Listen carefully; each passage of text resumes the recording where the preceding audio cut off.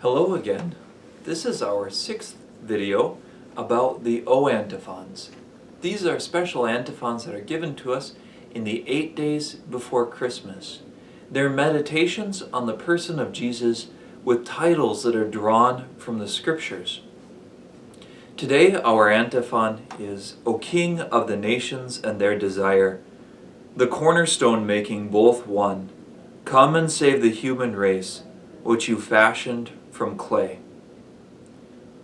One of the most amazing parts of Christianity is that the Christian faith is one that is for every person under the sun.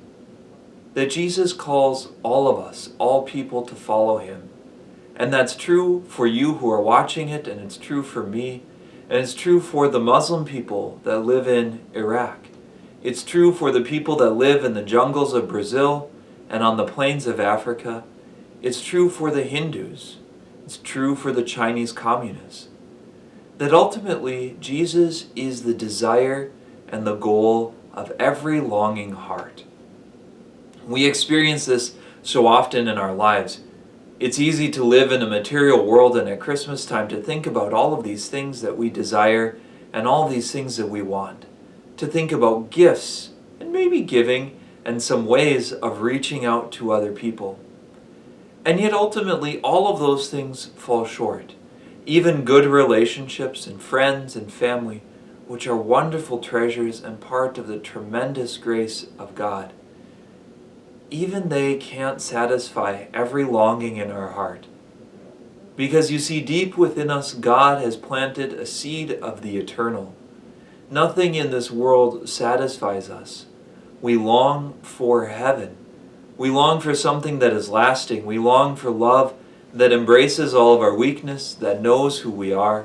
We long for the gift of communion.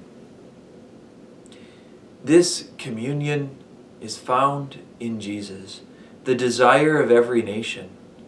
He is the King of kings, that no other worldly ruler can hold a candle to Him. Sometimes, like in this election year, we start to think of politics as being very important, and they are. It is important to make good choices, to elect good leaders who are going to work for the common good, going to bring the truth of Christ to more people, to create a good and just society. And yet the truth is that salvation isn't found elsewhere. Salvation isn't found in politics. Salvation is found in Jesus Christ.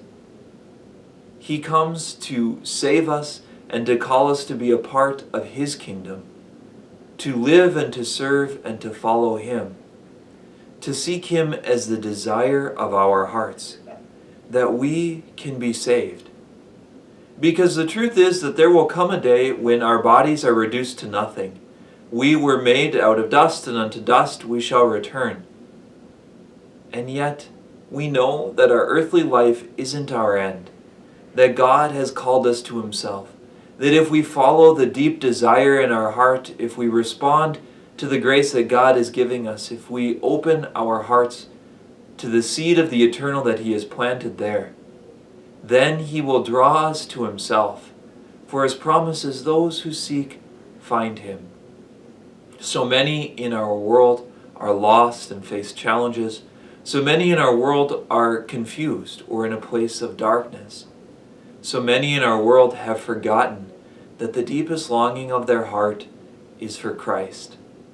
As we get close to Christmas, we can carry all of our friends and family, for those other people around the world who are in our hearts.